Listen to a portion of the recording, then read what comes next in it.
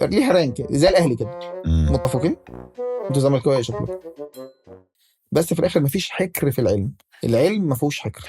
طب انا عندي سؤال يا وائل، معلش، هل بتفرق من ثقافه البلد ايه الحاجات اللي بتيجي وايه الحاجات اللي احنا مش عايزينها؟ يعني مثلا زمان يقول لك عايز تزرع شعر مثلا روح تركيا، وما كانش فيه قوي في مصر، بعدين دلوقتي بقى فيه في كل حته في مصر واحسن من تركيا. تمام، نفس الموضوع في عمليات التجميل والتكبير والتصغير وكده، وكانت لبنان فاكر زود عليها التكنولوجي. هل اي حاجه تكنولوجيه بتنزل او اي جهاز جديد او اي اختراع جديد كل البلاد بتجيبه، ولا بيبقى على حسب ثقافه البلد بتجيب ايه وما تجيبش ايه؟ الاثنين نتفق شويه اتفاقات. يلا بينا نتفق. تعالوا نديفاين جمال، نديفاين كرياتيفيتي، نديفاين تيم ورك. تعالى كده نقول مفهوم الجمال مش التجميل، ماليش دعوه بالتجميل خالص دلوقتي. مم.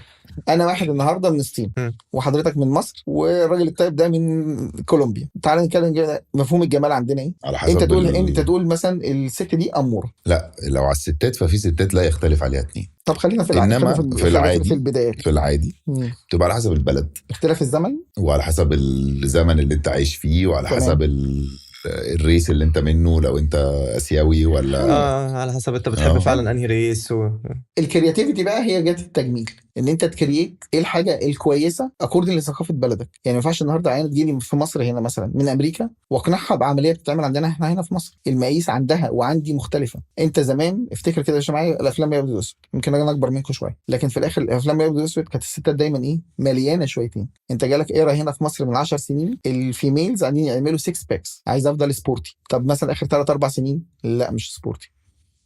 في كولومبيا والبرازيل بتغير البريست امبلانت حشوه السيليكون سنه او سنتين، لا مره كبير مره صغير، مره كبير مره صغير.